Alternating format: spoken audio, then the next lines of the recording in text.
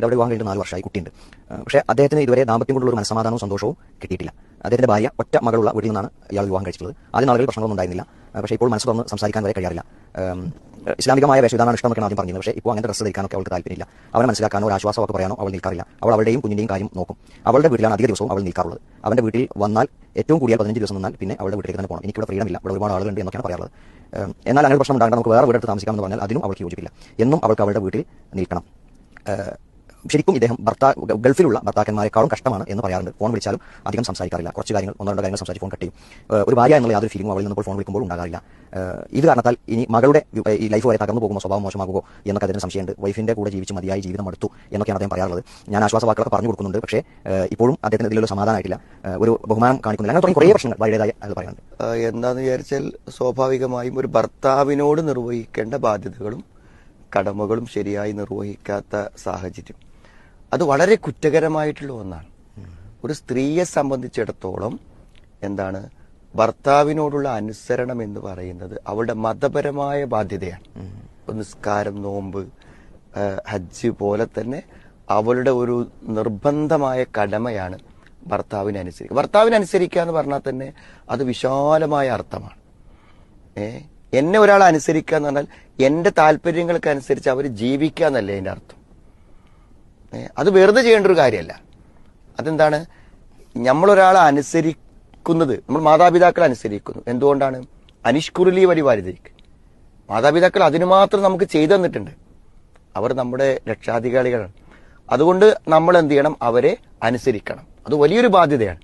അതേപോലെ തന്നെയാണ് ഒരു ഭർത്താവ് എന്ന് പറഞ്ഞാൽ ഒരു ഭാര്യയുടെ സമ്പൂർണ്ണ സംരക്ഷണങ്ങൾ ഏറ്റെടുത്ത് അവളെ എല്ലാ നിലക്കും സംരക്ഷിച്ചു കൊണ്ടുപോകുന്ന, ഒരു പൈസ പോലും അവൾക്ക് വരുമാനമില്ലെങ്കിലും അവളുടെ ജീവിതത്തിലെ ഒരു പ്രശ്നവും എന്തില്ല പ്രയാസവും അവൾക്ക് ഉണ്ടാവില്ല. അത്രമാത്രം സംരക്ഷിച്ചു. അങ്ങനത്തെ ഒരു ഭർത്താവിനോട് എന്ത് ചെയ്യണം? അയാളുടെ കൂടെ താമസിക്കണം, അയാൾ ഇഷ്ടപ്പെടുന്ന നിൽക്കണം, അയാൾ പറഞ്ഞത് കേൾക്കണം, അയാൾക്കൊരു ഭാര്യ എന്ന നിലക്കുള്ള എല്ലാ അവകാശങ്ങളും അയാൾക്ക് നൽകണം. ഇതൊക്കെ നിർബന്ധമായ ഒരു ബാധ്യതയാണ്. പക്ഷെ ഈ ഒരു ക്വസ്റ്റ്യൻ കേൾക്കുമ്പോൾ നമ്മൾ എന്താ വെച്ചാൽ, ഇത് വായിക്കുമ്പോൾ നമുക്ക് തോന്നുന്ന ഒരു കാര്യം എന്ന് പറഞ്ഞാൽ എന്തുകൊണ്ട് ഇങ്ങനെ സംഭവിക്കുന്നു എന്നതാണ് നമ്മൾ പഠിക്കേണ്ടത്. അത് എല്ലാ നിലക്കും ഇദ്ദേഹം ഒരു ഭാര്യയോട് ചെയ്യുന്ന കാര്യങ്ങളൊക്കെ ചെയ്തിട്ടും അവൾ ഇങ്ങനെയാണെന്നുണ്ടെങ്കിൽ തീർച്ചയായും അവള് ഇവിടെയും പരലോകത്തും അതിന്റെ ദുരന്തങ്ങൾ അവർ അനുഭവിക്കും. കാരണം ഒരു ഭർത്താവ് നിന്ന് കിട്ടേണ്ട കാര്യങ്ങൾ വീട്ടിൽ നിന്ന് കിട്ടൂല. അങ്ങനെ പിന്നെ വിവാഹം വേണ്ടല്ലോ, അവർക്ക് വീട്ടിൽ നിന്നാ പോരെ.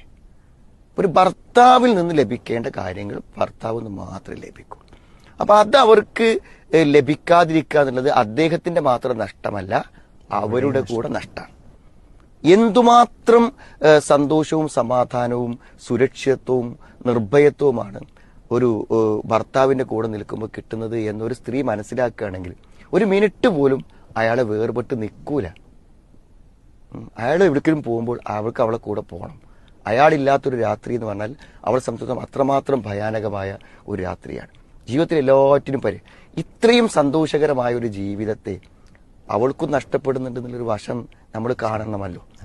അപ്പോ എന്താണ് ഇവിടെ സംഭവിക്കുന്നത്? ഞാൻ മനസ്സിലാക്കിയിടത്തോളം മാനസികമായി ഒരു ഭാര്യ ഭർത്താക്കന്മാർ എന്ന ഒരു ഇഷ്ടം ഇവിടെ എന്ത് ചെയ്തിട്ടില്ല, ക്രിയേറ്റ് ചെയ്യപ്പെട്ടിട്ടില്ല. അല്ല സ്വാഭാവികമായി ആര് കല്യാണം കഴിഞ്ഞാലും ആണും പെണ്ണും തമ്മിലൊരു ബന്ധം പടച്ചുണ്ടാക്കിയിട്ടുണ്ട്. അതിനെ എന്താണ് വളർത്തിക്കൊണ്ടുവരുവാനും പരിപോഷിപ്പിക്കുവാനും നിലനിർത്തുവാനും ഇവർക്ക് പറ്റിയിട്ടില്ല.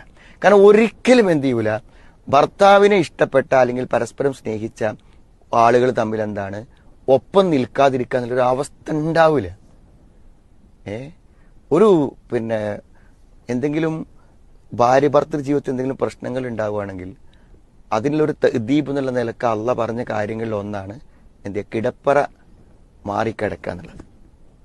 അതായത് എന്നും ഒന്നിച്ച് കിടക്കുന്ന ആള് എന്ത് ചെയ്യാണ്, ഇങ്ങനെയൊക്കെ ആണെങ്കിൽ ഞാൻ ഒന്ന് വിട്ട് കിടക്കുന്നു എന്ന് ഭർത്താവ് പറഞ്ഞാൽ ഒരു സ്ത്രീക്ക് അത് എത്ര വലിയൊരു പണിഷ്മെന്റ് ആയിരിക്കും. ഇനി എന്തെങ്കിലും പ്രശ്നങ്ങൾ ഉണ്ടെങ്കിൽ എന്ത് ചെയ്യും, നിങ്ങൾ അങ്ങനെ ചെയ്യരുത്, ഞാൻ എന്താ വെച്ചാൽ മാറ്റാം എന്നൊരു മറുപടി അവളെ ഭാഗത്തുനിന്ന് ഉണ്ടാവുന്നല്ലേ.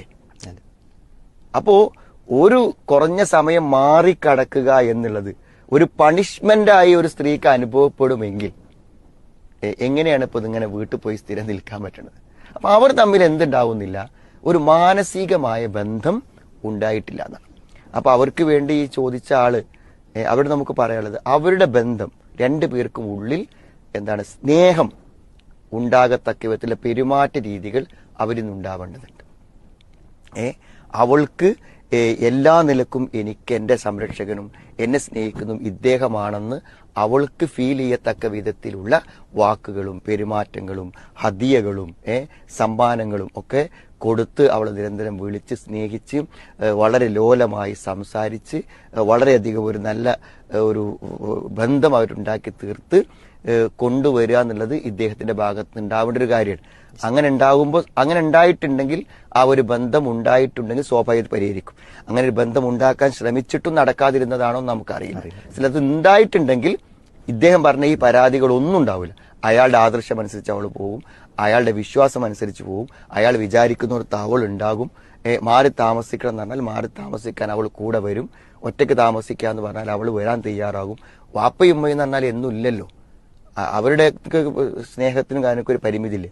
അപ്പോൾ ഭർത്തൃ വീട്ടിലും ഭർത്താവിനോടൊപ്പം കിട്ടുന്നതിനേക്കാളും അവൾക്ക് സുരക്ഷിതത്വം ഇപ്പോഴും വീട്ടിൽ തോന്നുന്നു എന്നത് ഇവിടെ നമ്മൾ പുനർവിചിന്തനം ചെയ്യേണ്ട ഒരു കാര്യമായി തോന്നുന്നു.